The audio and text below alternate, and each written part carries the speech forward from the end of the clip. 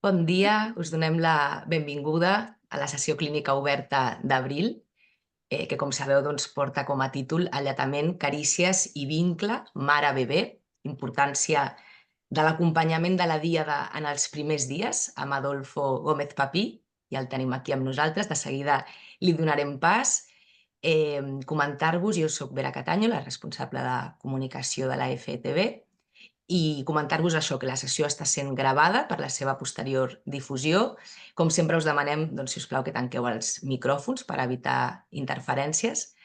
I ja sabeu que podeu fer servir el xat si voleu compartir qualsevol comentari, qualsevol dubte, i deixarem aquest espai, com sempre, aquests darrers 20 minuts al final de la sessió per poder fer una mica de debat amb el ponent i poder comentar també inquietuds que puguin anar sorgint.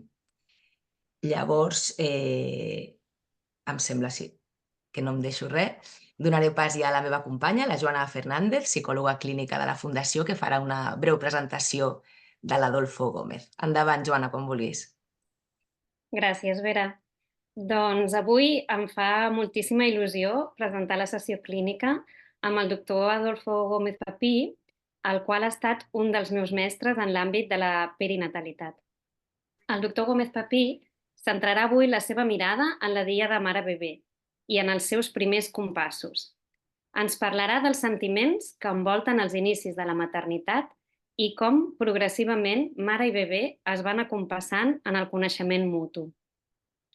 Repassarà les habilitats dels nadons, dels sorprenents nadons, el concepte de vincle mare-bebè i la importància del contacte precoç pell amb pell només néixer.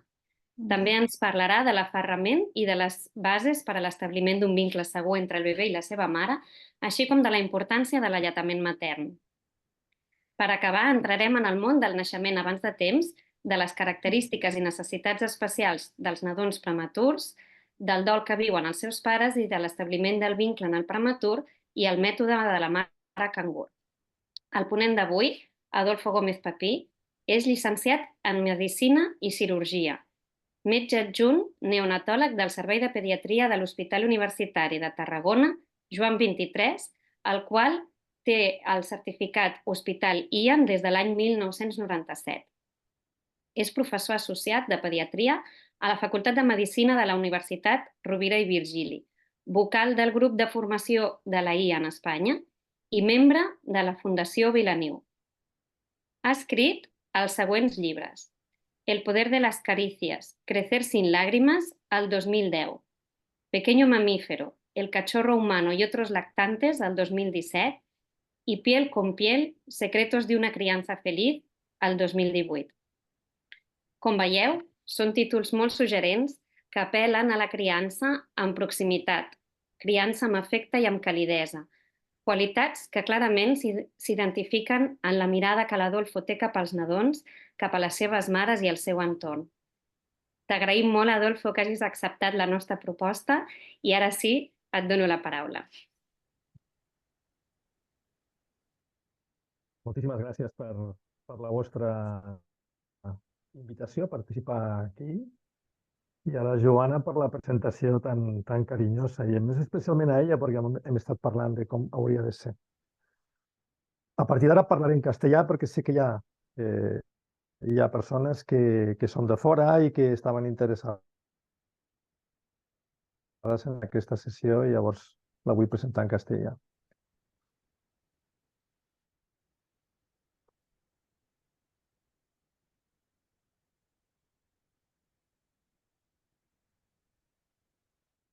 Cuando Joana me propuso la sesión, todavía no teníamos título, y el título que prácticamente lo ha puesto ella. Me encanta este título, Joana. Es un título precioso que abarca realmente todo lo que pretendemos hacer en la primera época, en las primeras etapas de vida de los recién nacidos, ya sean prematuros o ya sean recién nacidos a término. En el tema de la diada madre-hijo y madre-hija, pues claro, hay dos protagonistas importantes. El primero es la madre. Claro, la madre, todas las madres, a mí me habían comentado muchas de ellas, mire doctor, yo no soy así, sobre todo en la maternidad, y se ponen a llorar, ¿no? Pero sí son así cuando son madres. Y esto se sabe desde que hay estudios recientes, no solamente por lo que decía Winnicott, la preocupación maternal primaria, sino que hay una base realmente neurológica en la que se ha visto que estos cambios comienzan ya durante el embarazo y duran hasta 2 años o más. Recientemente he leído una referencia que habla que incluso en personas que son ya ancianas, las que han sido madres tienen el cerebro emocional diferente, o sea que debe durar muchísimo más de lo que nos creemos, que tiene que ver con los receptores de oxitocina, que se hacen más, hay más receptores de oxitocina. Durante el embarazo se consigue que las zonas que tienen que ver con el cerebro emocional sean más eficientes. ¿Para qué se hace esto? Para que las madres sean más empáticas con sus criaturas y por lo tanto más sensibles a sus necesidades, ¿no? Me ha gustado mucho leer últimamente sobre la matrescencia, ¿no? Supongo que vosotras que sois psicólogas lo habréis oído más veces, el concepto de que se puede comparar a los cambios emocionales que presentan los adolescentes en la época de la adolescencia. Lo que está claro es que cuando una mujer se convierte en madre, las cosas cambian. Sigue siendo un proceso de autodescubrimiento, tienen una sensación de mayor sensibilidad emocional. Algunas te dicen, me debería sentir feliz, plena, pero algo pasa. ¿Qué es lo que pasa? Porque tienen sentimientos ambivalentes, muchísima inseguridad, muchas dudas, frustración. Muchas sienten la palabra culpa y te lo dicen. Nosotros en el grupo de apoyo en el que estoy yo ahora, pues ayer mismo que tuvimos 3 madres, las 3 hablaron de culpa y no solo una vez, sino varias, cuando muchas de ellas eran auténticas heroínas de lo que habían conseguido hasta aquel momento, ¿no?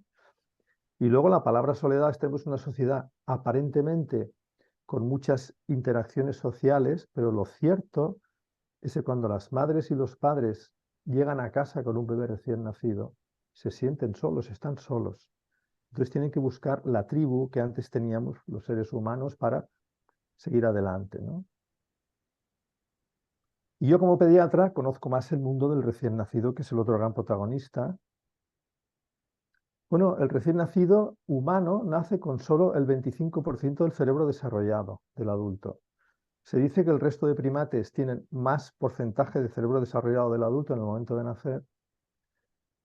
Y eso tiene 2 cosas importantes. La primera es, ese 25% debe ser tremendamente importante, porque si no, tendríamos menos desarrollado y naceríamos con más facilidad, tal vez esa pelvis estrecha que las mujeres tenéis a partir de empezar a caminar en bipedestación, y que el 75% del resto del desarrollo del cerebro del recién nacido va a ocurrir después. Dependiendo del trato que les demos, pues puede ser de una forma o de otra. En el momento de nacer sabemos que tenemos el mismo número de neuronas que cuando morimos, aunque se van reproduciendo, pero el número es bastante estable. ¿Qué es lo que cambia? El número de sinapsis, de conexiones entre ellas, que en el momento de nacer son pocas, ya veremos después cómo se van reproduciendo. Y otro punto que cambia es la mielinización. Ya sabéis que la mielina es la vaina que envuelve los nervios y esa vaina permite que la transmisión del impulso nervioso sea más eficaz y más rápida. Fijaros que en esta niña de 3 meses tiene esa mielina que se ve en rojo y la niña misma en 3 años, fijaros la cantidad de mielina que tiene ya. Muchas veces cuando hacemos estas charlas yo pregunto, ¿qué es capaz de hacer un recién nacido?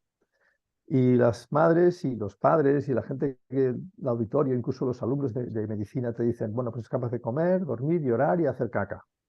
Yo le digo, pues vaya compañía, ¿no? Una criatura que solo es capaz de comer, dormir, llorar y hacer caca, pues no te estimula nada. Bueno, yo aprendí todo esto no en la carrera, ni siquiera en la formación pediátrica, sino a través de leer, porque me interesó mucho el mundo del recién nacido hace ya mucho tiempo. Y uno de los autores que para mí es referente es Marshall Klaus. Marshall Klaus era neonatólogo como yo, trabajó en prematuros durante muchísimos años. De hecho, el libro de cabecera que teníamos nosotros para prematuros era suyo. Y luego se dedicó a recién nacidos. Y escribió este maravilloso libro, Tu sorprendente, tu asombroso recién nacido. Y él, fijaros, habla de que no nos damos cuenta de lo que es capaz de hacer un recién nacido. ¿Por qué? Porque de los estados de conciencia que tiene, 3 tienen que ver con el sueño, y por supuesto mientras está durmiendo no nos va a mostrar sus habilidades.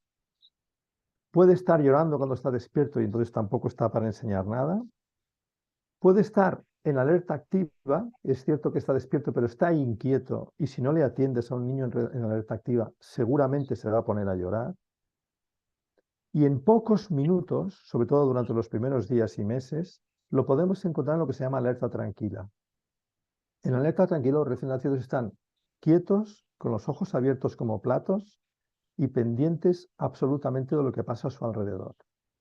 Yo ahora os comentaré parcialmente estudios que se han hecho con recién nacidos en alerta tranquila. Por ejemplo, en cuanto al olfato, sabemos que los fetos están rodeados por el líquido amniótico de su madre, que no solo les baña, sino que pasa por sus fosas nasales, su tubo digestivo, y sabemos que el líquido amniótico de cada mujer huele diferente al de otras mujeres, y que el recién nacido en el momento de nacer prefiere el olor del líquido amniótico de su madre a cualquier otro olor. Este grupo de estudio lo que hizo fue colocar recién nacidos por debajo de 4 días de edad bajo una carpa. Fijaros que en la parte donde pone A hay una gasa con una pinza en la que colocaban 3 gotitas de líquido amniótico. En la B colocaban 3 gotitas del calostro de su madre. Ya sabéis que el calostro es la primera leche. Y cronometraban el tiempo que estos bebés dirigían su nariz hacia una gasa o hacia la otra. El estudio es muy sencillo, pero es muy significativo. Y encontraron este gráfico que veis aquí. Cuando, en el momento de nacer, la gran mayoría de los recién nacidos preferían el olor del líquido amniótico de su madre sobre el del calostro, y a medida que pasaron los días y las horas, estas preferencias se invirtieron. ¿Cuál es la explicación de esta? La primera explicación que dieron es, hombre, por supervivencia. Se lanzan al calostro de su madre porque es el alimento y gracias a eso pueden sobrevivir. Bajo esta premisa, hicieron un segundo estudio con bebés cuyas madres habían decidido previamente que la alimentarían con biberón. En una gasa pusieron, como antes, 3 gotitas del líquido amniótico de su madre, en la otra gasa pusieron 3 gotitas de la leche artificial que el bebé ya estaba comiendo. Y este gráfico que veis aquí. A pesar del paso de los días, la gran mayoría de recién nacidos preferían el olor del líquido amniótico de su madre al de la leche que ya les estaba alimentando. Por tanto, ¿por qué prefieren el olor del calostro de su madre?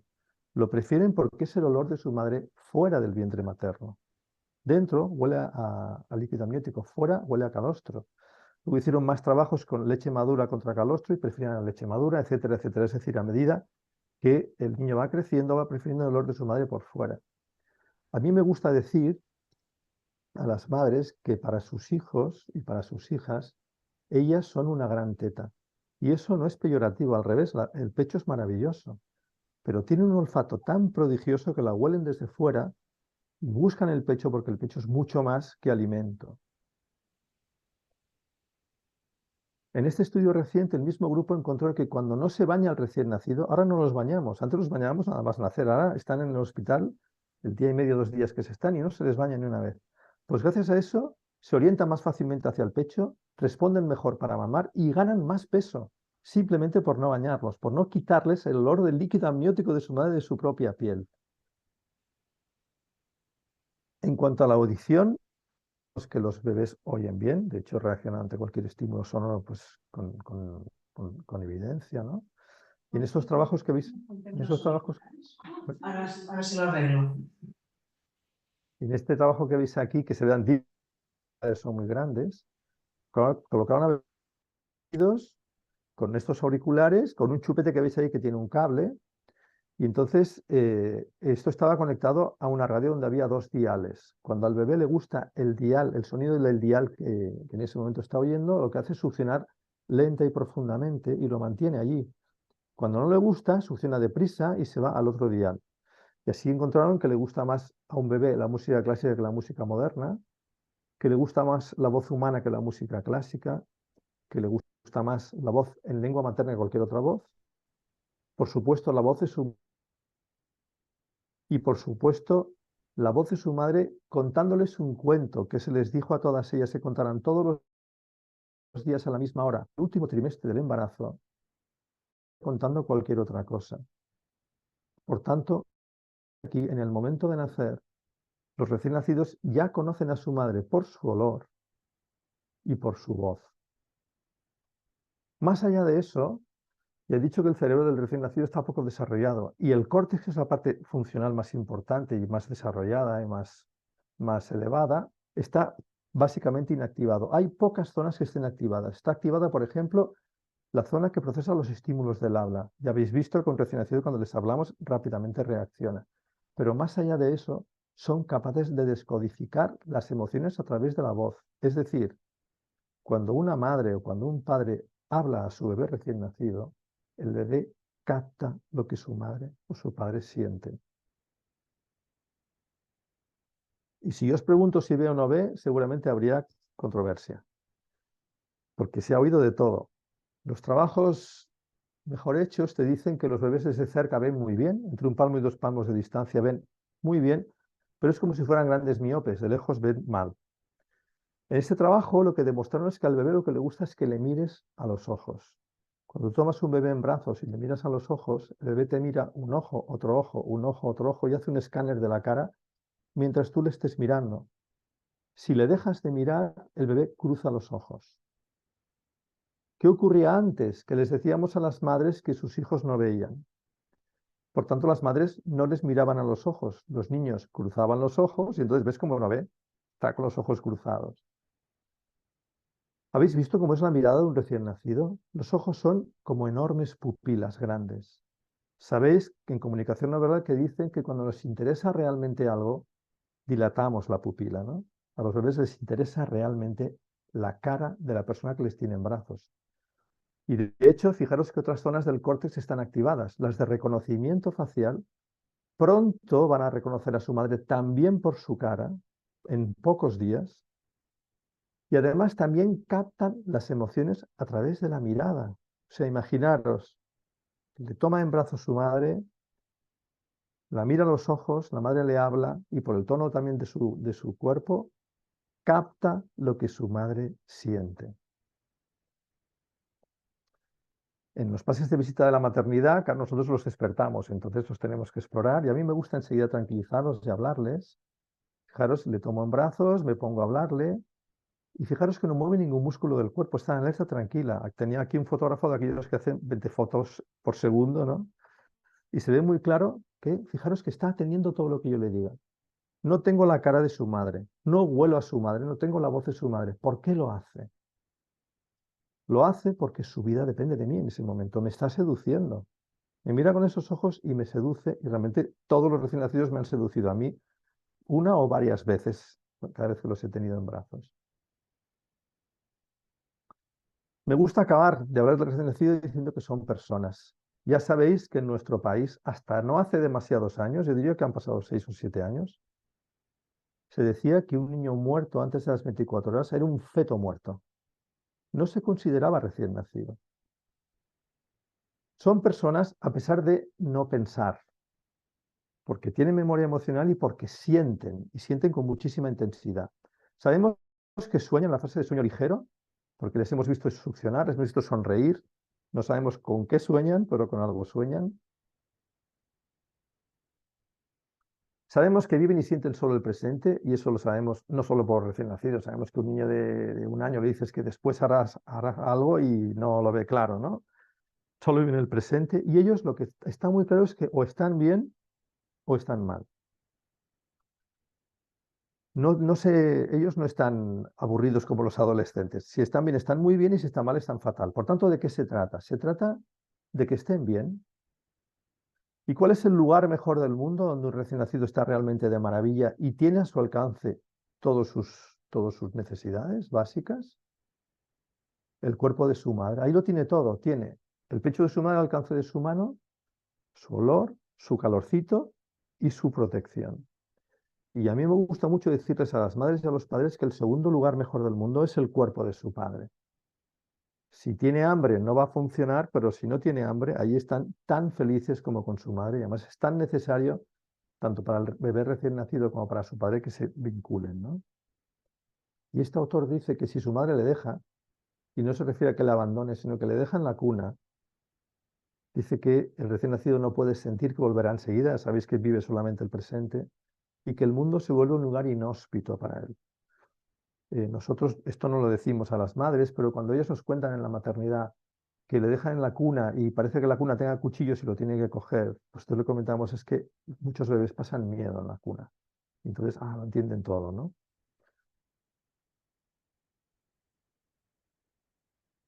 La importancia del contacto, porque nosotros estamos acostumbrados, si os fijáis a vuestro alrededor, que las madres y los bebés, y los padres y los bebés no estén en contacto. Pero es que solo gracias al contacto, esta sensibilidad que tiene el bebé, estos receptores que tiene para captar a su madre y a su padre, pueden ponerse en marcha. El tacto, el olor, la voz, el aspecto, todo eso lo capta el bebé cuando está pegado a su madre o a su padre. Y cuando no hay contacto, eso influye en el desarrollo del bebé, influye desde luego en el comportamiento de los cuidadores que también se van alejando de la criatura y por supuesto de la relación del bebé con su cuidador. Y además es que cuando hay contacto, en esta neuroimagen tan bonita, se activan las mismas zonas emocionales en el recién nacido y en su madre. Bueno, vamos a hablar del vínculo. El vínculo, como dijo John Bowlby, bueno, es un instinto, no es algo que nosotros establezcamos cuando nosotros queremos hacer, sino que es un instinto que de repente se establece y que permite nuestra supervivencia. Gracias al instinto, al vínculo, hacemos por nuestros hijos cosas que no nos imaginábamos que podríamos hacer absolutamente por nadie. Lo hacemos por eso, porque estamos vinculados con ellos. ¿Y cuándo se establece el vínculo madre-hijo en el ser humano? Pues básicamente en el momento de nacer. Fijaros que en el momento de nacer nosotros ahora les colocamos en contacto piel con piel y eso se ha llamado contacto precoz. Ahí tienen las tres necesidades básicas cubiertas: el cariño, que es el amor, el calor y el alimento, que es el calostro, las tres Cs. Gracias al trabajo del parto, ya sabéis que es mucho más largo de lo que la gente dice, contracción tras contracción, el bebé segrega esta hormona, la noradrenalina, pero la tiene a un nivel 20 veces superior al que es considerado normal. Esta es como la adrenalina, pero solo actúa a nivel del sistema nervioso central. Yo he comentado antes que los bebés recién nacidos pasan pocos minutos en alerta tranquila. Y es cierto, pero en el momento de nacer, gracias a esta gran secreción de noradrenalina, están hasta 2 horas seguidas en alerta tranquila. Y eso tiene un nombre, se llama periodo sensible, y tiene un objeto. ¿Cuál es el objetivo? Fijaros, nada más nacer, aquí en esta fotografía, la madre ayuda a sacarlo. Veis al bebé con los ojos abiertos como platos, quieto y pendiente de todo lo que pasa a su alrededor. Aquí la madre lo coge, se lo coloca encima.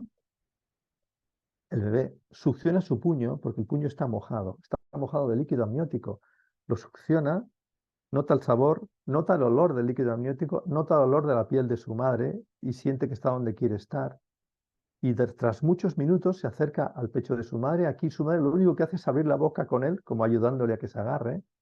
Y 60 minutos después está perfectamente agarrado al pecho, mirándola directamente a los ojos. 60 minutos es muchísimo tiempo de alerta tranquila seguida, que digo, tardará meses en estar así tanto tiempo seguido.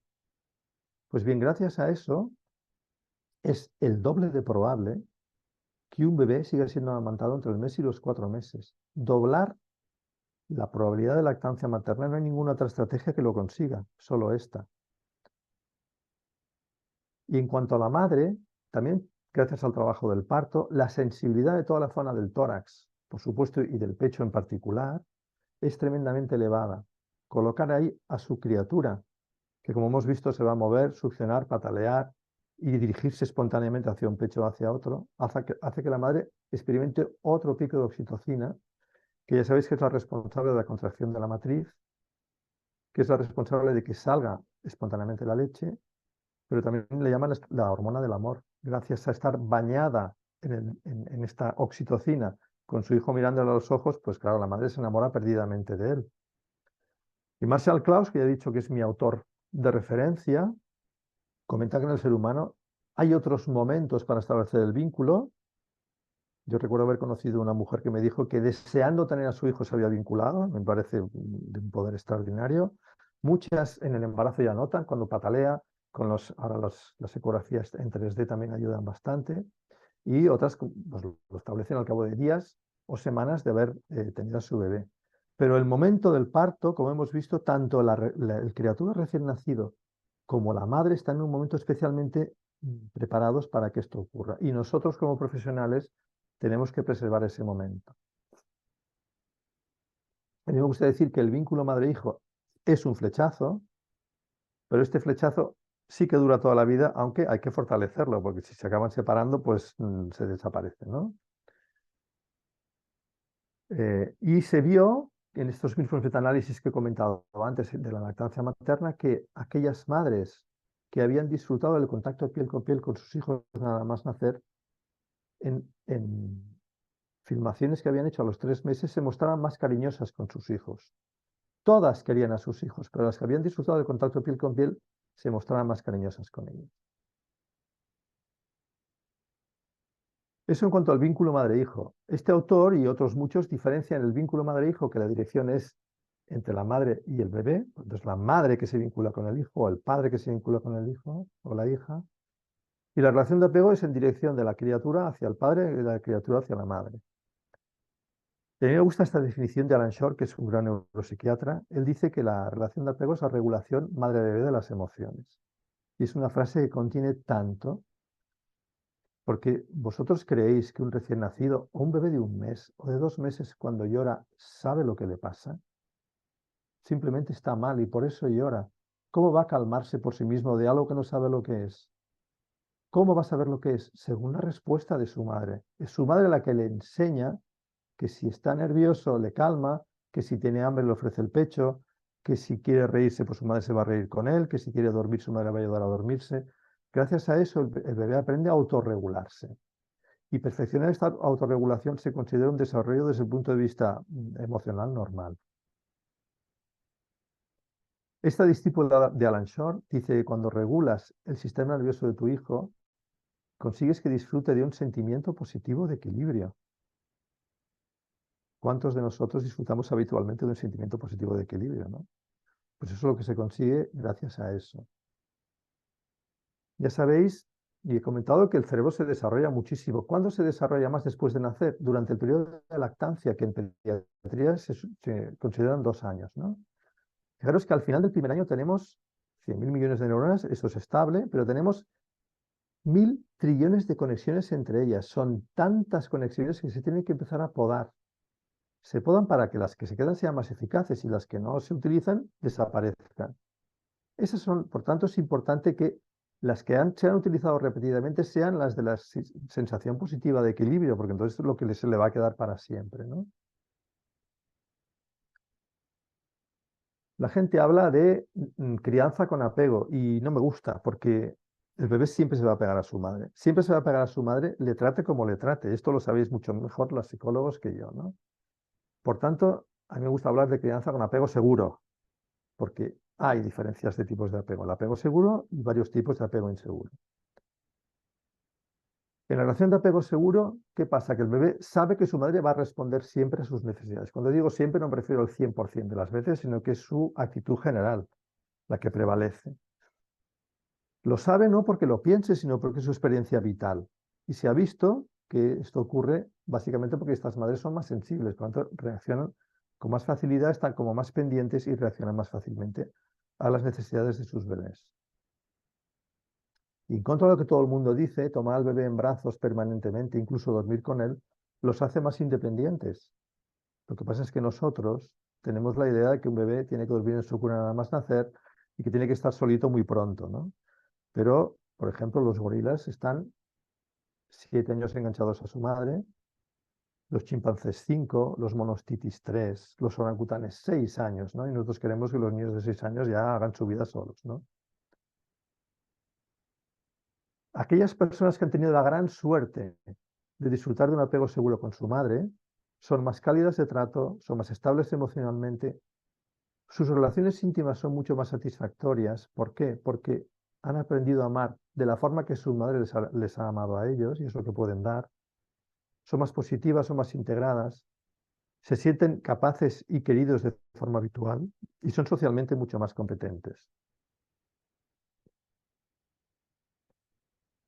¿Qué les ocurre a las madres que nosotros vemos en nuestra maternidad y las que vemos en las consultas de lactancia? Que tienen unas expectativas concretas, porque aunque hayan leído mucho, piensan que más o menos su bebé va a comer cada 3 horas. Y aunque hayan leído que puede ser a demanda, siempre te dicen, pero es que nunca me aguanta 3 horas. Es decir, bueno, las 3 horas están allí. ¿Qué van a hacer entre toma y toma? Van a dormir. ¿Y dónde van a dormir? En su cuna. Y por tanto, podré hacer mi vida como antes, porque si van a comer 10 minutitos, van a dormir 3 horas, pues esto es una maravilla, poder hacer lo que me dé la gana. Fíjate el tiempo libre que voy a tener. Y esto sabéis que no es así, ¿no? Estas falsas expectativas hacen que la madre se esfuerce para que esto no sea así y como acaba siendo diferente a lo que ella espera, se frustran, ¿no? Y luego otra cosa que ocurre hoy en día es que hay muy pocas madres y muy pocos padres que hayan cuidado jamás a un bebé recién nacido, o siquiera un lactante pequeñito, ¿no? Por tanto, desconocen las señales de los bebés, desconocen cómo los bebés reclaman lo que necesitan, ¿no? Solo lo hacen cuando lloran, pero antes de llorar no son capaces de reaccionar. Los autores de la pediatría evolutiva le llaman a nuestro tipo de crianza de separación, porque es verdad que casi todo es separar a los bebés de sus madres y sus padres. ¿Tiene consecuencias? Pues bueno, el apego inseguro es más frecuente o más posible cuando es ese estilo de crianza. A mí me gusta decir que en el apego inseguro los niños no se sienten seguros ni siquiera con su madre. Y es que, claro, la gente dice, es que los de apego seguro tienen mamitis. Bueno, tienen mamitis, pero con sus madres también. Luego cuando están solos, es verdad, necesitan a su madre. Pero es que el bebé con apego inseguro está fatal siempre, con su madre y sin su madre. Y yo no voy a definir lo que es un apego inseguro, vosotros sabéis mucho más que yo, pero me encanta esta frase que saqué de un libro que he leído recientemente, que se llama Vinieron como golondrinas. Hay 3 partes y en cada parte el autor primero se pone con el lugar de un niño de 7 años, luego en lugar de un niño de 12, 13 años, y luego en lugar del marido de una mujer que se va a morir. Y esta frase realmente creo que define claramente lo que puede llegar a ser un apego inseguro. ¿Tiene consecuencias el apego inseguro? Pues son más dependientes porque están reclamando la atención que no han tenido y la van reclamando siempre, tienen menos resiliencia, se enfadan más a menudo, son más agresivos. Los del apego inseguro evitativo no sienten empatía absolutamente por nadie y además desconectan con sus propios sentimientos, lo cual es tremendo. Luego tienen más disociación.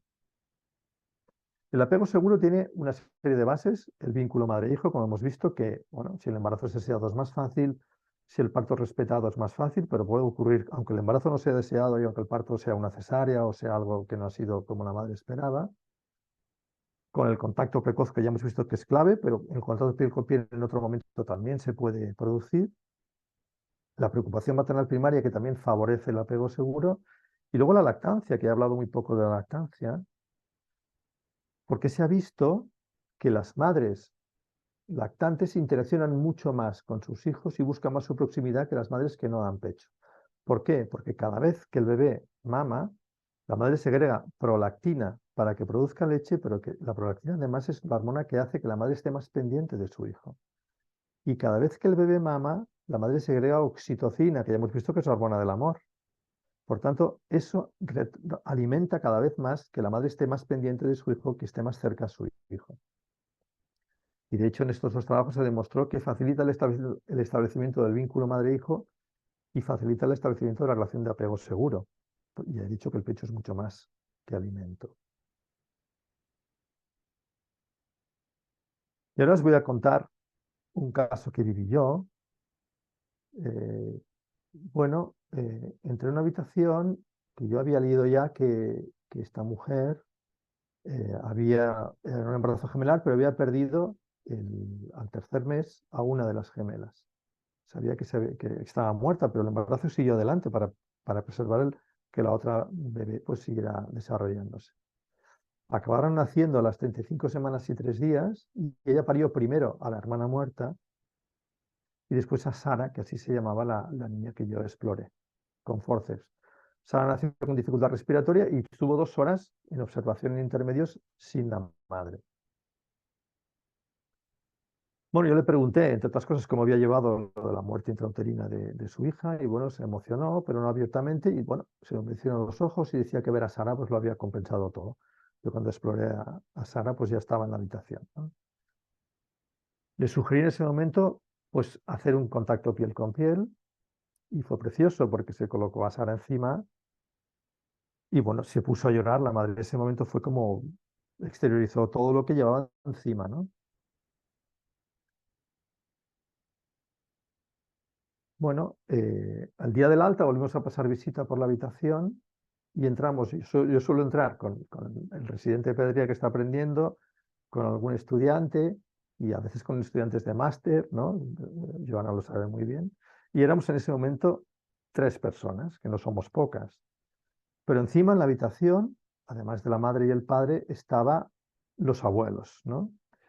Y entonces yo le pregunté cómo estaba y ella me dijo que bien, pero se notaba en los ojos que no estaba fina, ¿no? Que no estaba bien.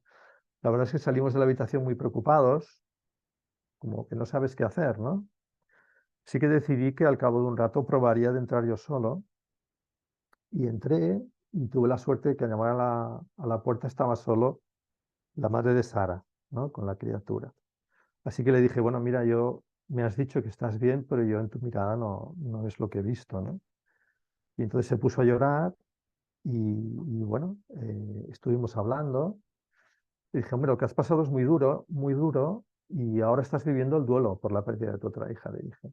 Entonces ella dice, claro, yo pensaba que era la tristeza posparto, todo lo que todo el mundo piensa es la depre posparto, el baby blues, y que se me pasaría enseguida, pero la verdad es que estaba pues muy afectada, lógicamente, ¿no? Dimos información, estuvimos hablando de la posibilidad de buscar apoyo y ayuda, porque no es nada sencillo esa situación, porque no puede pasar el duelo tan tranquilamente porque tiene que estar pendiente de su otra hija y eso puede influir en la vinculación con esa hija, ¿no? Y a mí me preocupaba. Y entonces, bueno, pues hablamos de ese apoyo y acabó pues, la situación así. Y entonces yo, mientras no encuentro el apoyo psicológico, no, los cito a las consultas por amarillos. Todos los niños se ponen amarillos y, bueno, claro, estaba amarilla, pero no exageradamente. Pero es la forma de no perder el contacto y así saber cómo iba yendo ella, ¿no? Y para rematar esta primera parte, decir que, bueno, si no hay contacto precoz, si el embarazo no ha sido deseado, si ha nacido prematuro, como veremos después, si la madre está en duelo, si le da biberón en vez de pecho, siempre nosotros les sugerimos hacer más piel con piel. Entonces, en la maternidad, a esto le llamamos contacto tardío, el precoz es en partos, en la maternidad le llamamos en tardío. Y bueno, aquí tenía pocas horas esta bebé y se quedó pues zumbada sobre su madre, como veis aquí, durmiendo, tan a gustito. Y este otro bebé pues se agarró al pecho perfectamente bien, como veis aquí, ¿no? Súper relajado.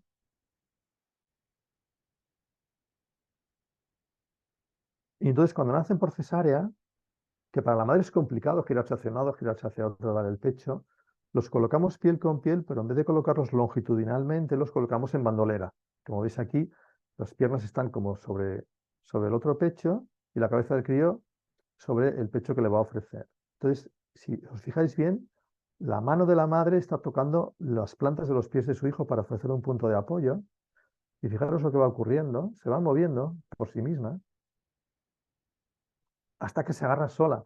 Para la madre esto es una pasada, porque bueno, ella no tiene que hacer ningún esfuerzo, la criatura sabe hacerlo y les alivia mucho, porque están doloridas. Una cesárea no es nada fácil sobrepasarla y están molestas, les cuesta moverse y eso les facilita muchísimo las tomas, ¿no? Y para acabar esta primera parte, aquí tenéis a Joan. Joan pues tenía 18 horas, le colocamos piel con piel y se lanzó como un poseso sobre el pecho izquierdo, pero se quedó mirando a su madre y pensaba, qué foto más bonita. Tiene muchos años esta foto. Yo no tenía un móvil con cámara, tuve que ir al despacho a buscar mi cámara de fotos. Entre que fui y volví habían pasado 10 minutos y el crío seguía allí y seguía mirando a su madre. ¿Por qué? Porque para los recién nacidos es tan importante mirar a su madre como mamá. Y para cambiar de tercio, esto es un cuadro de mi mujer, son las escolleras de San Sebastián. ¿Por qué lo he puesto? Porque las que sois madres o los que sois padres, No sé si os acordáis cómo os imaginabais a vuestros hijos cómo serían, ¿no? Y los que todavía no lo sois, ¿cómo os imagináis que serán?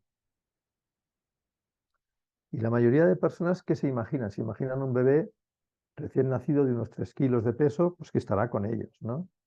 ¿Qué ocurre cuando nace un bebé como esta niña, que se llamaba Estefanía? Hacía muchos años esta fotografía, que nació con 27 semanas, menos de 1000 gramos de peso, y nació muy grave. ¿Qué creéis que pueden sentir estos padres y estas madres, ¿no? Pues normalmente sienten todo lo que veis aquí. O sea, en vez de sentir esa felicidad que tiene que representar el nacimiento de un bebé que están esperando, de un hijo o una hija, pues sienten todo esto, incluso rechazo. Fijaros, la culpa que he comentado antes, aquí sale mucho más. Es que fui a pasear ayer y por eso me he puesto de parto. Fui a pasear ayer, ¿no? O lo que sea, ¿no? Incluso el rechazo, porque el aspecto de estos bebés recién nacidos prematuros es muy llamativo. Y un poco hay gente pues, que puede sentir rechazo, ¿no? Esto se ha considerado que es un duelo anticipado por 2 motivos. Primero, porque ha perdido el bebé soñado. Y en segundo lugar, porque temen perder al que tienen, porque son bebés que están graves. Por tanto, es importante tener en cuenta que estos padres están en duelo durante todo el tiempo que sus hijos están en nuestras unidades neonatales. ¿Y cómo es el prematuro? Fijaros, lo que veis a la izquierda es la resonancia nuclear magnética de un prematuro de 24 semanas. Lo que veis a la derecha es la misma resonancia de un recién nacido a término de 40 semanas. Estos cambios tienen que ocurrir dentro del vientre materno, en una situación en la que está aislado de estímulos contra los que no está preparado. Estímulos como todos estos que se va a encontrar una vez nazca. Son estímulos que son terribles para un cerebro que no está preparado para ellos. Por suerte, desde hace unos cuantos años, estamos tratando de hacer lo que se llaman cuidados centrados en el desarrollo de la familia, y entre ellos el método NIPCAP, que lo que pretenden es colocar un paraguas entre estos estímulos que pueden ser nocivos para la criatura y el desarrollo del cerebro de esta criatura. En otras palabras, intentamos reproducir al máximo el ambiente intrauterino fuera del vientre materno, ¿no? ¿Cuándo creéis que se establece el vínculo madre-hijo prematuro? Porque, claro, estos niños nacen y muchas veces los llevamos corriendo a las unidades neonatales porque nacen graves. Bueno, fijaros otro libro de Marshall Klaus, curioso, lo encontré en una librería de viejo, me acuerdo que era un sitio que venía muebles y mientras mi mujer miraba muebles, yo miraba libros y encontré este maravilloso libro, que es de los años 70. Fijaros, yo trabajé, me formé en Vall-d'Hebron de Barcelona y era algo así. O sea, los padres no entraban nunca, estaban como en un pasillo fuera y a través de una ventana miraban a sus hijos. Pero peor que esto, porque sus hijos, por supuesto, no pasaban por debajo de la ventana, porque estaban conectados a cables y cosas y por tanto sus incubadoras estaban fijas. Y ellos intentaban mirar a su criatura como pudieran desde la propia ventana. Era complicadísimo. Y él en este libro analiza pues, resultados que se habían obtenido en hospitales muy desarrollados, que hacían muy bien las cosas de Norteamérica, y vieron que hasta el 30% de madres no se habían vinculado con sus hijos prematuros. 30% es muchísimo, 1 de cada 3. Y yo tuve la oportunidad de conocer a una mujer cuya hija había nacido 17 años antes, me acuerdo, que me contó que había nacido en un hospital grande de Barcelona, y me dijo, mira, cuando me la dieron de alta y la traje a casa, la coloqué encima de la cama y era plenamente consciente de que si alguien hubiera venido y se lo hubiera llevado, no me hubiera importado nada. Y se puso a llorar 17 años después. O sea, lo que nosotros hacíamos con la mejor intención del mundo, pensando que había que aislar a esos niños para que no se infectaran y tal, lo que había condicionado era la falta de vinculación, en muchos casos, entre las madres y los padres y sus hijos e hijas recién nacidos. Por suerte, está el método de la madre canguro, que veis aquí en la definición, contacto piel con piel, entre el bebé prematuro y su madre, lo más precoz, continuo, prolongado posible y con lactancia materna. No es que no se pueda hacer método canguro sin la lactancia materna, que se puede hacer, sino porque es todo como un pack para que las ventajas sean las máximas, ¿no? Esto nació en el Hospital de San Juan de Dios de Bogotá, fijaros cuántos años hace ya. En los hospitales de Latinoamérica de grandes ciudades están bien equipados, pero tienen tantos nacimientos, están absolutamente desbordados. Tenían 2 y 3 bebés en cada incubadora, no cabían. Entonces empezaron a tener muchísimas infecciones, una alta mortalidad, y se les ocurrió que podían colocarlos sobre el pecho de la madre y enviarlos a casa y luego irlos visitando. Pues gracias a eso descendieron brutalmente las infecciones intrahospitalarias y se igualó la supervivencia de estos bebés a las de los otros hospitales que tenían todos los cuidados y había una enfermera por cada criatura, ¿no? Yo tuve la suerte de estar allí durante un tiempo. Tenían, como veis aquí, una habitación pequeñita donde enseñaban a las madres a cargar el canguro, ¿no? Entonces ahí las colocaban. Y luego los citaban en la casita canguro y ahí los pediatras nos colocábamos en un lado de la camilla, las madres en el otro, y nos iban explicando cómo iban las cosas. Ya veis que tenían mucha maternidad y paternidad adolescente, ¿no? En este maravilloso libro de Natalie Charpak, que es una de las que lleva todo este tema del canguro, pues podéis aprender mucho más si queréis. Me gusta mucho esta definición. El prematuro es un feto extragestacional. Feto extragestacional, porque es que tendría que estar en el vientre materno. Y dicen que necesita el método canguro para su maduración. Estas son fotografías de nuestro hospital. Y luego hablan de que el manejo intraparto y postnatal debe cumplir el paradigma de no separar a los bebés de sus padres. Hoy en día nosotros habíamos conseguido hacer piel con piel en partos con prematuros de 32 semanas para arriba. Pero ya se está empezando a hacer en prematuros más pequeños porque se ha visto que es seguro hacer piel con piel en partos en prematuros más pequeños. Y hay una serie de trabajos muy bien hechos y están demostrando que funciona muy bien. Por lo tanto, cada vez la tendencia es a separarlos menos de sus padres, que están súper a gusto. Ellos dicen que se basa en 3 cosas, en el amor, calor y leche materna, que son realmente las 3 necesidades básicas de los cachorros mamíferos, ¿no? Fijaros, cada vez que se coloca un bebé prematuro sobre su madre, tú notas que gotea leche por los 2 pechos. ¿Por qué? Porque se está segregando oxitocina y eso hace que se vincule a su hijo cada vez que se le coloca encima. Y son procesos que pueden durar cada vez 2 o 3 horas dependiendo de cada bebé, cada madre y cada disponibilidad, ¿no? Fijaros, se vio que en este hospital, que era un hospital más o menos como el nuestro, muy bien equipado, con suficientes incubadoras, etcétera, etcétera, hacían método canguro entre la semana 31 y 34 corregidas, por tanto eso significa que un bebé de 28 semanas esperaban 3 semanas, y que hacían al menos 1 hora al día durante 14 días, que se hace normalmente mucho más que esto, muchas más horas. Y encontraron que al alta, aquellas madres y aquellos padres que habían disfrutado del método canguro con sus hijos, se habían vinculado con ellos, gracias al método de la madre canguro. Gracias a entrar en las unidades, a abrazar a sus hijos y tenerlos en contacto piel con piel durante esas horas, ¿no? Y bueno, los tenemos ya sea con CPAP, como veis aquí, que les está inyectando aire, pero está con su madre. Entran los padres, por supuesto, también a hacer método canguro.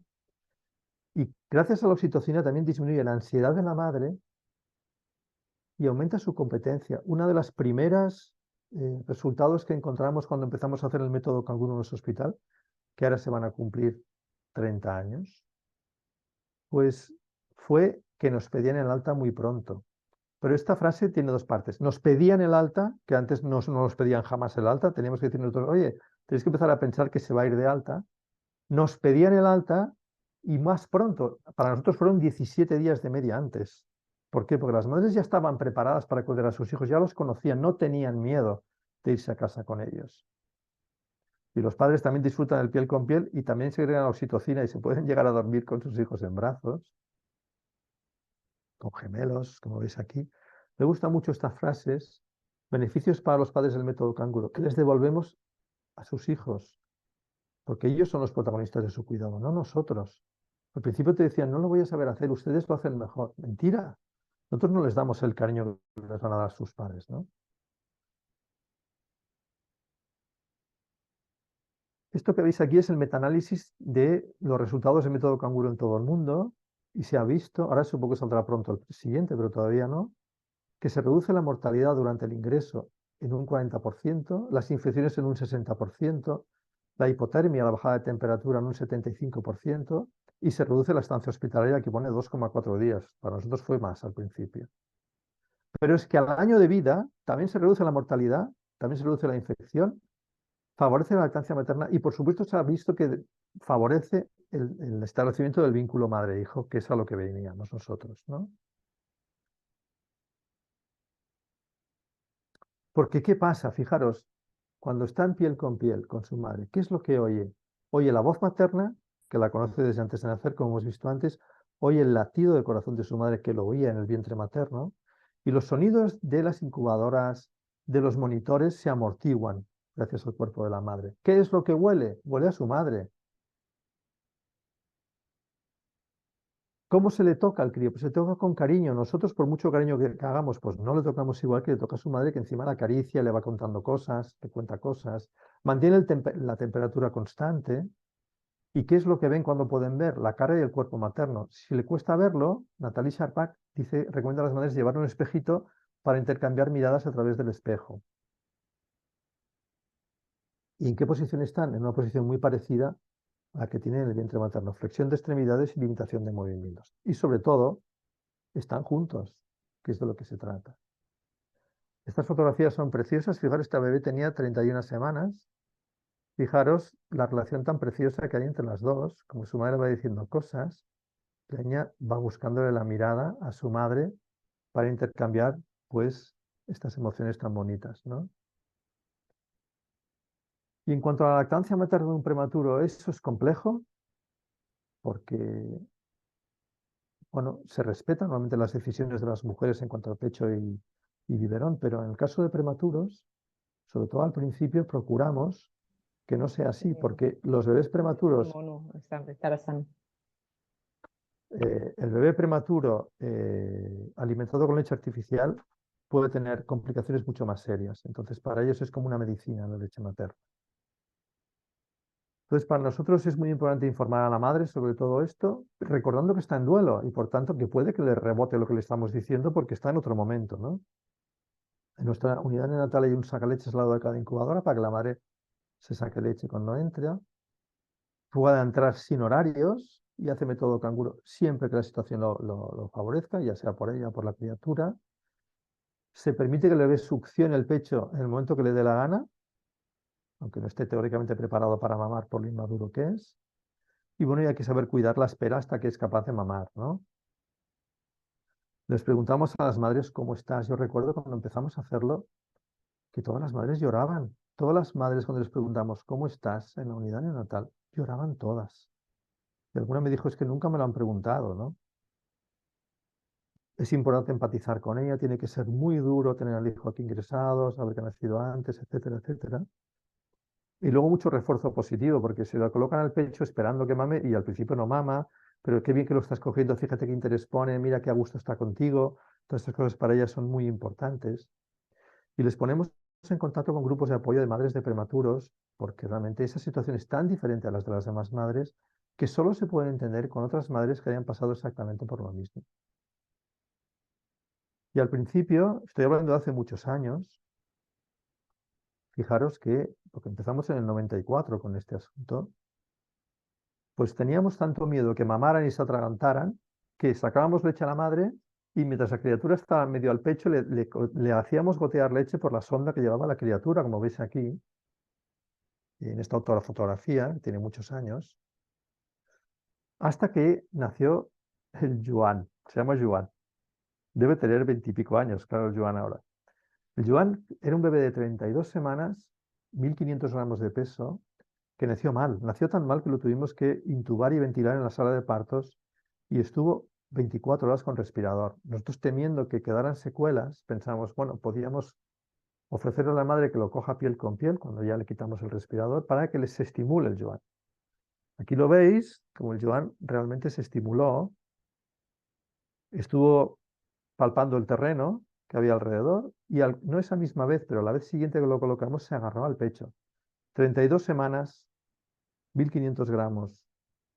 Había estado 24 horas con respirador artificial y sedado. Y se agarró al pecho como un bebé recién nacido. Estuvo mamando como un loco. Nosotros con la boca abierta porque no nos lo esperábamos. Y pensamos, hombre, si el Yuan es capaz de hacerlo, pues que lo hagan todos. Y a partir de entonces, pues sea como sea el bebé prematuro, se les ofrece. Y hay prematuros que con 28 semanas empiezan a hacer algo. Muchos con 31, 32 semanas son capaces ya de mamar con cierta habilidad. Y algunos tienen que esperar más semanas, ¿no? Esto es tan variable como lo es cada bebé. Claro, es que en algunos casos son tremendamente inmaduros, ¿eh? Entran los padres juntos. Bueno, con gemelos es toda una historia, os podéis imaginar.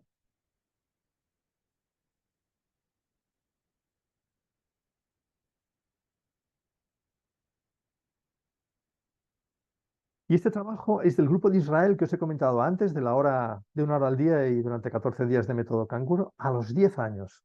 Supongo que dentro de poco saldrá a los 20 años, pero el de los 10 años es este estudio y fijaros que aquellos bebés que habían disfrutado del piel con sus madres, del método canguro, 1 hora al día durante 14 días como mínimo, a partir de los 6 meses ya tienen mejor desarrollo cognitivo y funciones ejecutivas, y a los 10 años, fijaros las ventajas que tenían.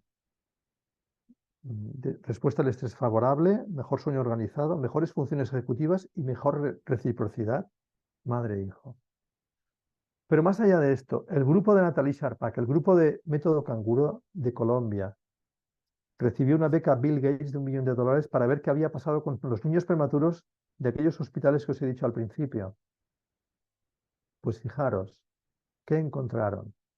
Que tenían mejor coeficiente intelectual, sus familias eran más estructuradas y cobraban el doble por hora que los demás.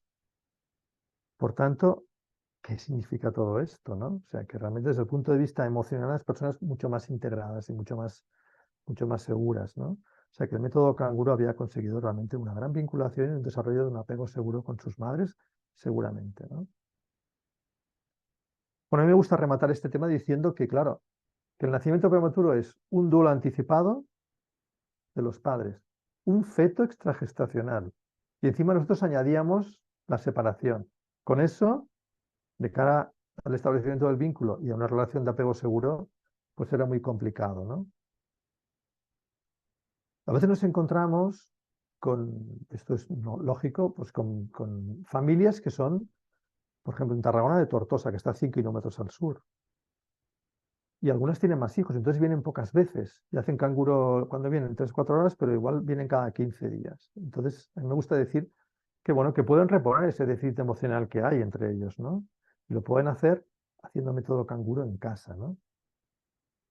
Y todavía están a tiempo. Y lo hacen, procuramos que estén enfajados en casa la mayor parte de horas del día y luego, pues cuando nos vienen a ver, vemos qué tal funcionan las cosas. Y estas son nuestras recomendaciones que ya veis que incluyen contacto piel con piel en partos, cuidados centrados en el desarrollo de la familia, método canguro, lactancia materna, alta precoz de atención domiciliaria y también método canguro en domicilio, que esto se hace, como habéis visto al principio, en Bogotá. Y os voy a contar otra historia. Esta niña también me la enviaron a la consulta. Nació con 33 semanas y 1.400 gramos. Estuvo ingresado un mes y entonces mis compañeras de la unidad neonatal me la enviaron porque les parecía que con un poco de ayuda podría agarrarse al pecho y quedarse con pecho exclusivo, ¿no? Entonces yo les pregunté cómo les fue durante el ingreso, me contaron pues que habían podido sacarse leche, que podían hacer canguro con ella y que habían conseguido alimentarla casi exclusivamente con su propia leche.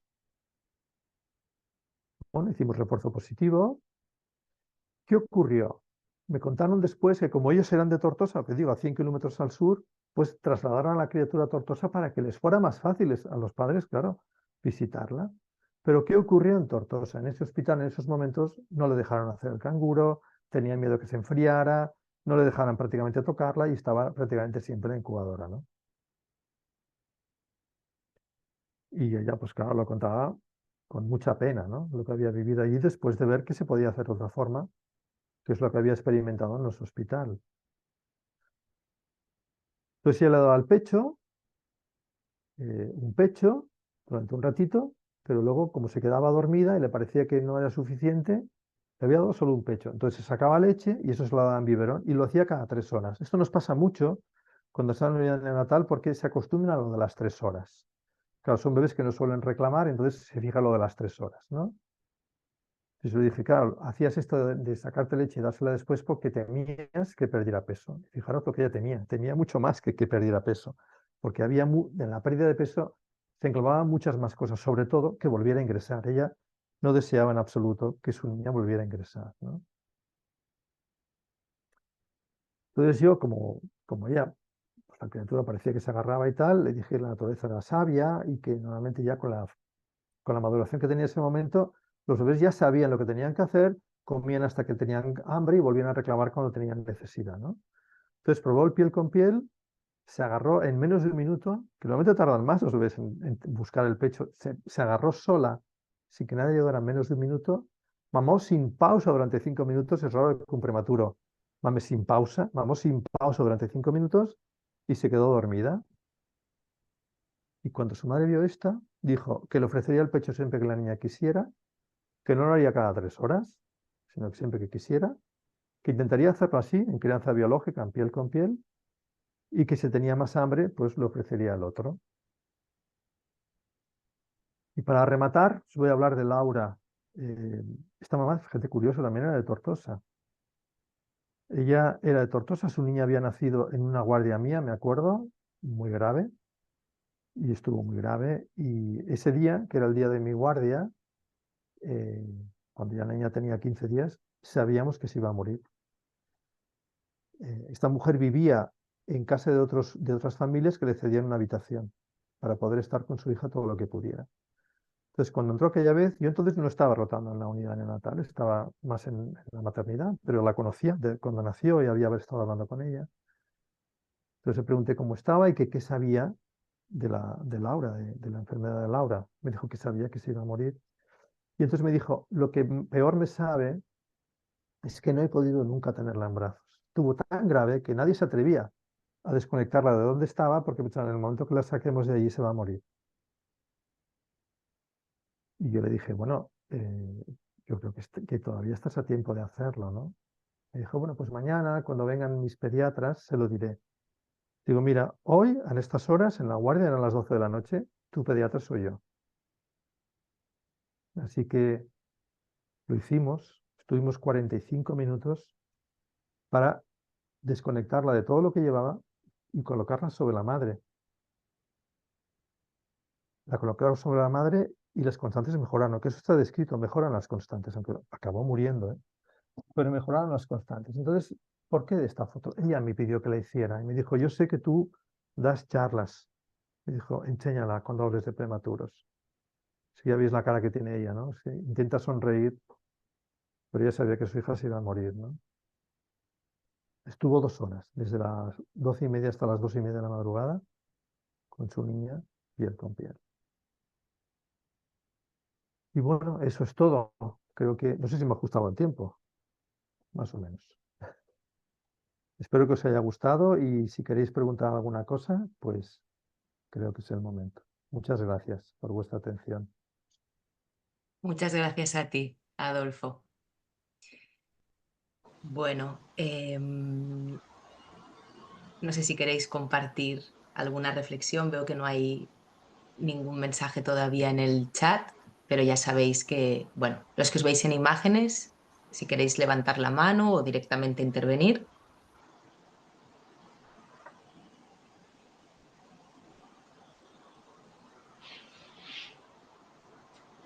Joana, veo que tienes la mano levantada. Adelante.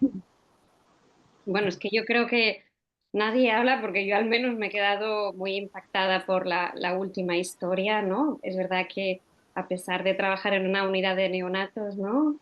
Junto a él y junto a África durante mucho tiempo, todavía nos impactan mucho estas historias y creo que ha sido una historia que nos ha dejado todos con el corazón encogido.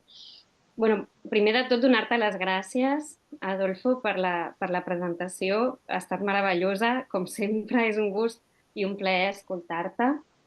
Res, jo només volia recollir 2 coses de les que ha comentat.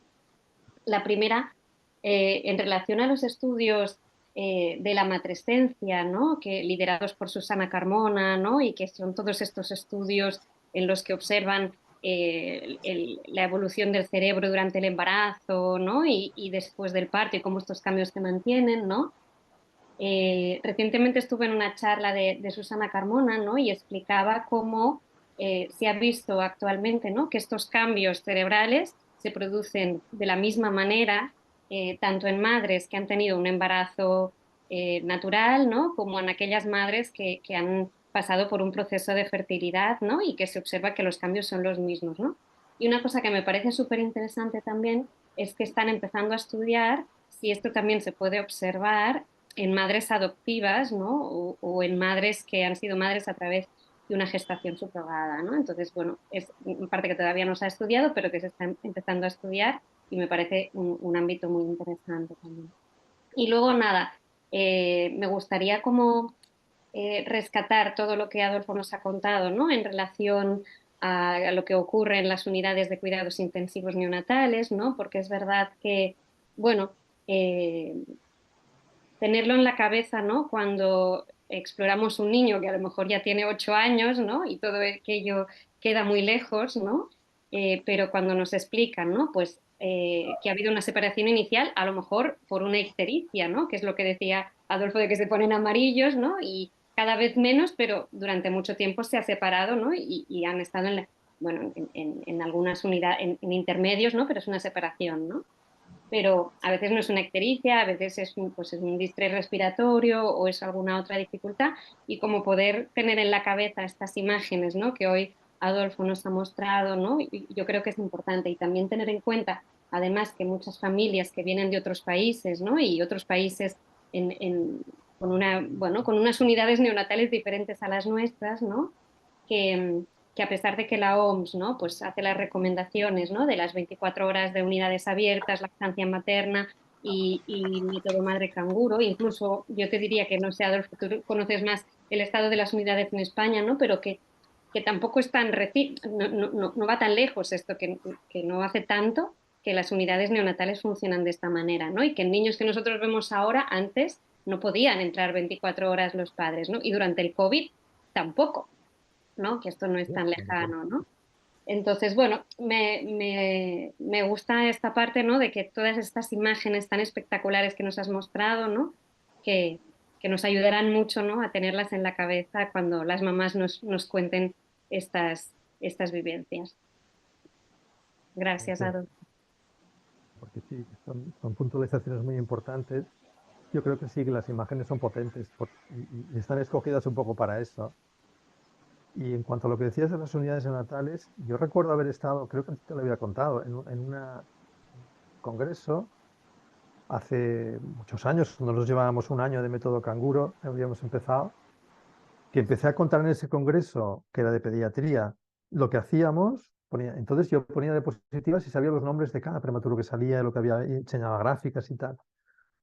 Y de repente yo estaba entusiasmado, miro a la audiencia y la cara que ponían era: este tío es un marciano, ¿no? O sea, ¿qué nos está contando este? Esto no lo hace nadie.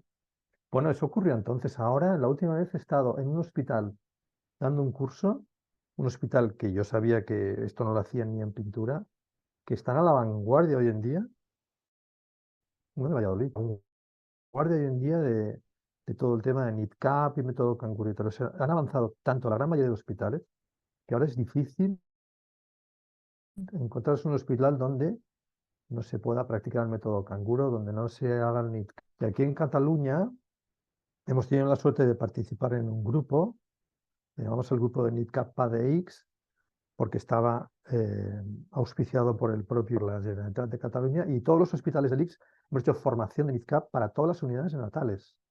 Por tanto, ahora tienen todos formadores en NIDCAP, formadores de materna, sobre todo para prematuros, y todo esto se está tratando muy bien. Yo creo que de igual manera del ICS de Cataluña. Muy bien, veo que hay 3 manos levantadas, Montse, Roser y Berta, pero si me permitís voy a leer un mensaje del chat porque Adolfo justamente habla sobre esto. Es de Maribel Matilla, que dice: hola, súper agradecida por la sesión, siempre es un placer escucharte. No sé cómo después de 20 años preparando un parto prematuro cuesta tanto que a las madres se les ofrezca el método canguro. Sí. Soy enfermera PET primaria y gracias a CPAM abrí los ojos a la lactancia y gracias a ti en los prematuros, pero sigo encontrando muy pocas familias que se les ofrezca el método canguro en Barcelona. La última parte no he oído bien. Que sigue encontrando muy pocas familias que se les ofrezca el método canguro en Barcelona. Sí, todavía. Pues me sabe mal, pues te digo, está bastante generalizado, ¿eh? A mí por lo menos en Cataluña lo está y en el resto de España también he visto que también. Ah, Galicia es un problema, en fin, hay zonas que todavía, pero en general está bastante avanzado, sí. Perfecto, Adolfo. Pues vamos entonces con Monse, luego Roser y luego Berta Requejo. Vale, pues muchas gracias por la presentación. Me parece que no solo ha sido cariñosa la presentación de Joana, sino toda tu exposición también me ha parecido muy cariñosa. Y bueno, durante más de 20 años la Fundación Eulalia Torras de Bea tuvo un equipo de adopciones donde se hacía la preparación y la valoración de los solicitantes de adopción y el seguimiento postadoptivo. Yo tuve la suerte de formar parte de él unos años y aprendí muchísimo de vínculo y de trastornos de vínculo. Y todo lo que explicabas me conectaba mucho con cuando a nivel de equipo intentábamos transmitir y que comprendieran los solicitantes de adopción, ¿no? Y las familias, no siempre con éxito, la ruptura que suponía para un bebé el ser separado de la mamá biológica, aunque fuera en la sala del parto, ¿no? Porque había este reconocimiento, como tú decías, ¿no? Y no un conocimiento, sino un reconocimiento, y por lo tanto había una ruptura. Y recuerdo que le recomendábamos un libro de Nancy Newton, que ella hablaba de la herida primaria, ¿no? Refiriéndose a esta ruptura. Y lo comparaba con una metáfora que me ha servido muchísimo para explicar a los papás que es como si fuera cuando un bebé se separa de la mamá, que era como un plato roto, ¿no? Cuando era por esta prematuridad, como decías, ¿no? Bueno, hacía falta como volver a juntar estos trozos que encajaban bien, ¿no? Porque era el mismo plato, el mismo material, el mismo color. Pero claro, cuando además era una adopción, era otro plato de distinto material, de distinto color, con lo cual recuperar todo esto era más complicado si además añadíamos la crianza posterior a esta herida primaria, ¿no? Que a menudo pues, tampoco favorecía un buen desarrollo ni una buena posibilidad de vínculo con los papás adoptivos, ¿no? Y pensaba, ¿no? Que a veces también me pasa como Joana, ¿no? A veces atendiendo a adolescentes adoptados me vuelve a venir todo esto a la cabeza y la necesidad de volverlo a explicar a los papás cuando hay dificultades a nivel cognitivo, a nivel de regulación de la conducta, a nivel de las expectativas que uno tiene en la vida hacia el mundo, hacia la relación con los demás. Y bueno, me ha ayudado mucho volver a recuperar todo esto, ¿no? Explicándolo desde tu punto de vista también, o sea que te lo agradezco muchísimo. Un placer. Pues muchas gracias a ti, ha sido bonito lo que has comentado del plato, me ha gustado mucho.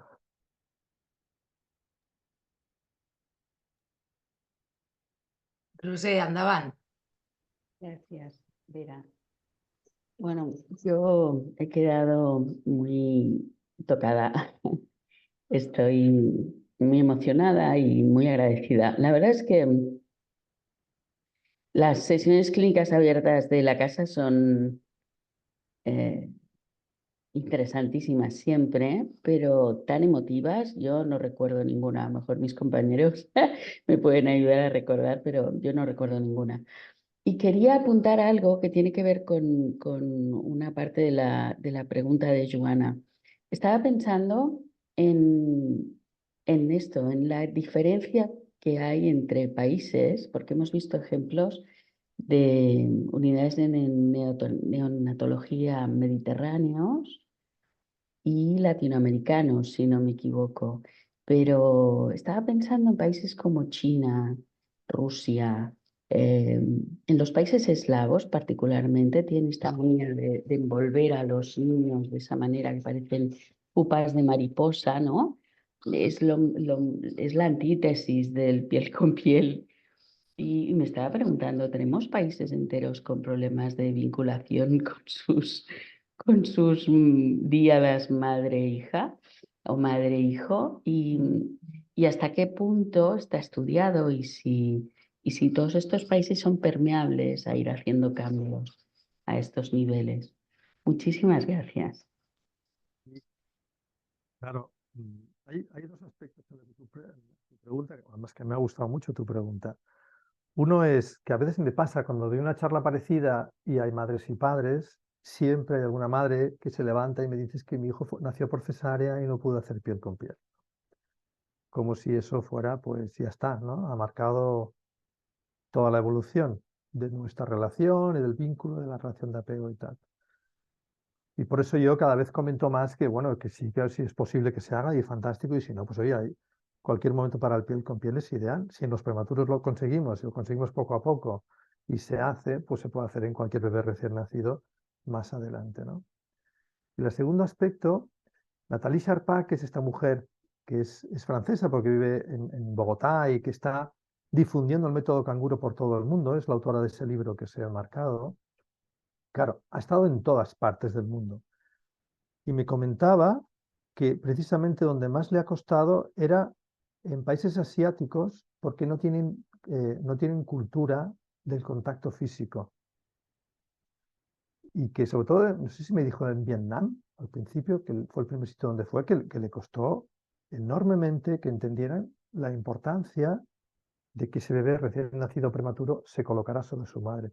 Porque además, como tienes unidades neonatales como las nuestras, que están desarrolladas, pues el resto pues, infecciones, mortalidad y tal, son bajas, aunque no los coloques piel con piel. Pero en estos países a veces o los colocas piel con piel o se van a morir.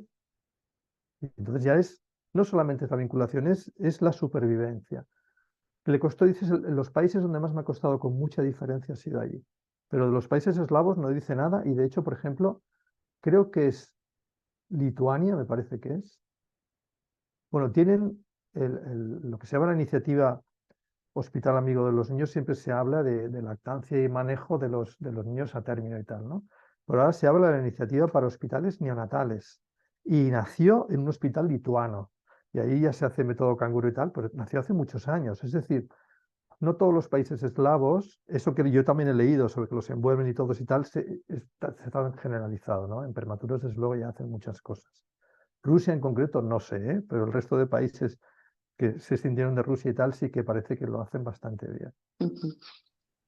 Y en Latinoamérica, ellos han hecho una fundación canguro y forman gente para el resto de hospitales de Latinoamérica, porque son como el que os he enseñado, súper hospitales que están bien dotados, pero sobrepasados de gente. O sea, yo recuerdo cuando estuve en el Hospital de San Juan de Dios de Bogotá, tenían 1.200 partos al mes. Nosotros tenemos 1.500 al año. Sí, claro, no se puede comparar. ¿Cómo manejas eso? Claro, si cuando nacían prematuros, no tenían incubadoras, pues, que es imposible tener para toda esa afluencia de gente que te van a hacer, ¿no? Claro. Gracias. A ti. Berta, quan vulguis. Hola, ¿qué tal? Bueno, yo soy Berta Requejo y trabajo en el CEDIAP de Gracia, de la Fundación. Y bueno, me sumo también, ¿no?, a las palabras de las compañeras, que ha sido una ponencia muy agradable de escuchar, ¿no? Además pues de que se nota la experiencia, ¿no? Que da gusto escuchar a alguien con experiencia en algo, ¿no? Y yo creo que también, ¿no?, que la calidez o el cariño también de hablar ¿no?, con tanta sensibilidad de un momento que es así, ¿no? Muy sensible, el encuentro de una madre con su bebé y la sensibilidad del funcionamiento de un bebé, ¿no? Mm, que es todo muy delicado, ¿no? El bebé, la madre en ese momento y también la construcción de la maternidad y del vínculo, ¿no? Y yo creo que algo que como que me apetecía comentar es que va en la línea un poco de lo que decías ahora, Adolfo, de que siempre hay alguna madre que dice, bueno, pero yo tuve una cesárea y no pude hacer el piel con piel, ¿no? Que también encuentro un equilibrio muy delicado como profesionales, el poder dar importancia a la que tiene, ¿no?, a todo esto, sin caer, ¿no?, en que de alguna manera pueda haber una idea sobredimensionada, ¿no?, sobrevalorada del piel con piel o de la teta, ¿no? Porque la teta es mucho más que el alimento y el vínculo es mucho más que la teta, ¿no? Puede haber muchas maneras de dar el pecho, ¿no? Y a veces nos encontramos cuando atendemos a familias con niños de 2 añitos, ¿no? En el CDA, y hay muchas veces una sensación muy culposa, y incluso de haber hecho cosas como a escondidas de los profesionales, porque pareciera que entonces tu hijo está siendo traumatizado, ¿no? O que no le has podido dar lo que es realmente bueno. Y eso es una idea que también puede hacer como mucho daño al vínculo y que además es como sobredimensionada, porque no es tampoco eso, ¿no?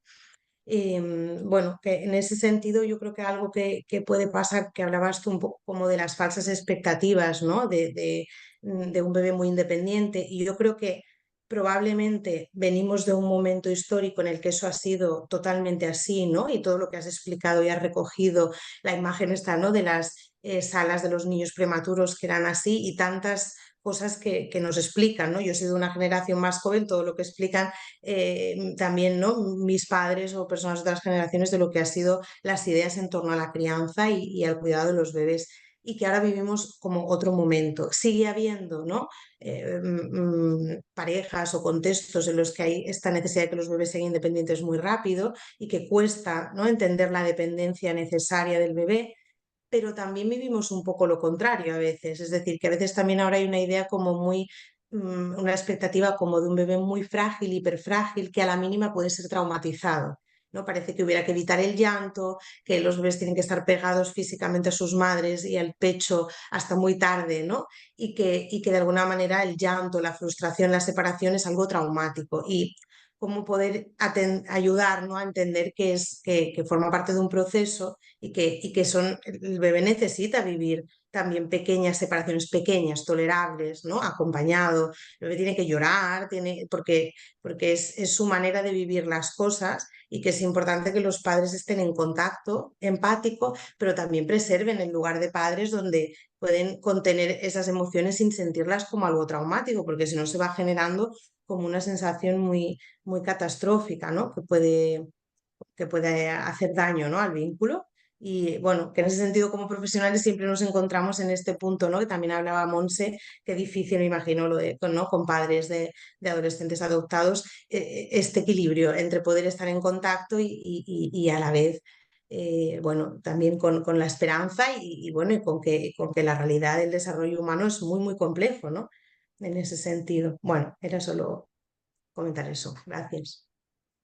Sí, me ha parecido un buen comentario, porque es verdad que ahora se empieza a ver eso, ¿no? O sea, toda la corriente, durante mucho tiempo hemos intentado apoyar a las personas que querían pues mantener este tipo de crianza, y con la lactancia, cuando duraba más de 6 meses, parecía que era exagerada, necesitaba mucho apoyo. Y ahora se está pasando al otro lado, bueno, la ley del péndulo, ¿no? Que hay gente que, bueno, por encima de todo tienen que hacerlo así, que se llevan un disgusto tremendo si no llegan hasta los X años que pensaban de lactancia, si no pueden estar todo el tiempo que quisieran con sus hijos, etc. Y también está luego una parte que yo no hablo, pero que las psicólogas, con psicología se conoce muy bien, en el tema del tipo de apego que se va a desarrollar entre el bebé y su madre o su padre. Está el tipo de apego que la madre y el padre han desarrollado con sus propios padres. Porque claro, entonces esas personas reaccionan de una manera diferente según cada situación. Es decir, es mucho más complejo de lo que yo dibujo. Lo que pasa es que a mí me gusta dibujar qué importantes son estos momentos y cómo nosotros como profesionales tenemos que cuidarlos, ¿no? Ese es el aspecto que nosotros tenemos que hacer. Y luego está otro aspecto que a mí me interesa mucho. Por ejemplo, en el mundo de la lactancia, me acuerdo que al principio era como, ay, la lactancia por encima de todo, y luego lo que aprendes enseguida es, oye, la decisión no es tuya, el hijo no es tuyo, y hay que respetar a cada madre y a cada padre según vayan viendo qué es lo que desean hacer. No solo respetar si quieren pecho biberón, sino, bueno, más adelante, cómo vayan las cosas, ¿no? Por tanto, nosotros lo que procuramos es ser mucho más respetuosos, aceptar mucho más cada decisión de los padres, incluso reforzarla cuando nos parece que es lo mejor para ellos, que intentar ser muy dogmáticos. Hemos vivido el dogmatismo como sea, ¿no? Muy bien, estem ja gairebé sobre la hora, però veig que la Sònia... Tens la matxacada, Sònia?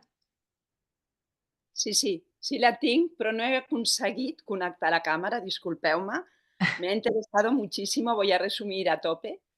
Pero hay una cosa, y tiene mucha relación con lo que acaba de decir Berta ahora.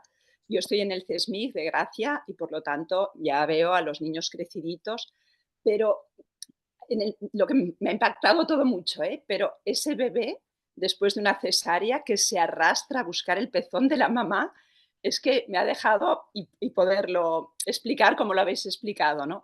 Y me ha hecho pensar muchísimo en estas mamás que vemos nosotros en el CESMIC, supongo que en todos, vemos muchas madres que se han separado de sus hijos muy tempranamente y que a lo mejor han tardado 5, 6 y más años en poderse reencontrar aquí, ¿no? La mamá viene primero a trabajar y luego vienen los niños, ¿no? ¿Cómo trabajamos, ¿no? Para que se puedan vincular de nuevo o a lo mejor a veces hasta vincular por primera vez, espero que no. Y me ha salido pensar yo a las madres, les diré, no sufran, estas madres que ves que sufren, ¿no?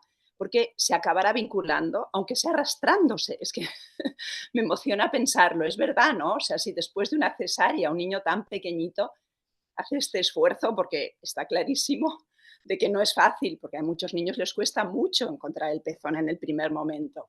Si ha pasado un tiempo, debe costar más, ¿eh? Yo de tan pequeñitos no es lo que domino. Pero pienso, ostras, ¿cómo podemos transmitir esto a mamás que sufren cuando la pérdida del vínculo ha sido tan importante? No os entretengo más porque sé que voy mal de tiempo. Muchísimas gracias por la presentación, Adolfo. Gracias, Sonia. Sí, qué importante es.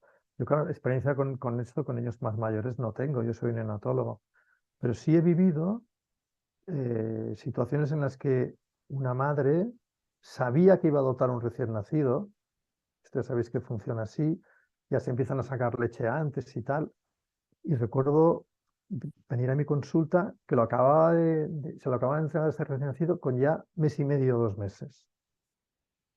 Bueno, pues vemos cómo están y tal, y hacemos piel con piel. Y es una pasada. O sea, se empiezan a reconocer a partir de ese mismo momento. Es decir, la naturaleza tiene tanta potencia que es extraordinario el poder del contacto, de la caricia, ¿no? Mucho más allá de lo que uno se imagina. Claro, tú sabes que no va a oler a su madre, ¿vale? No huele a su madre, ni tiene la cara de su madre, ni habla como su madre, pero a partir de aquel momento esa es la persona de la que su vida depende. Es un poco cuando yo tomaba en brazos a aquel recién nacido, es lo mismo. O sea, boom, se fija allí y ya está, y su interés está en esa persona. Y con el piel con piel ves que se maneja como todos y hace exactamente lo mismo que todos y se acaban agarrando el pecho como todos y dices, pero bueno, Sí. si no se conocían, ¿no? Sí. A cualquier edad, ¿no? El A piel cualquier con edad. piel, tocarse y acariciarse es importante a Claro, cualquier edad. sí, es que es tan fundamental, ¿no? Sí. Gracias. Gracias a ti, Sonia. Muy bien, Adolfo, pues muchísimas gracias por tu presentación, que ha sido realmente muy rica y además el hecho de que lo hayas ido alternando con estas historias, ¿no?, que nos has ido contando también le ha dado como mucha fuerza y a lo largo de tantísimos años de experiencia, ya ves por lo que comentaban las compañeras que ha habido un impacto, ¿no? Ahora tendremos que ir digiriendo toda esta información, pairu, como se dice en catalán. Exactament. Moltes gràcies. També moltes gràcies a totes les persones que esteu aquí, que ens heu acompanyat en aquesta sessió clínica.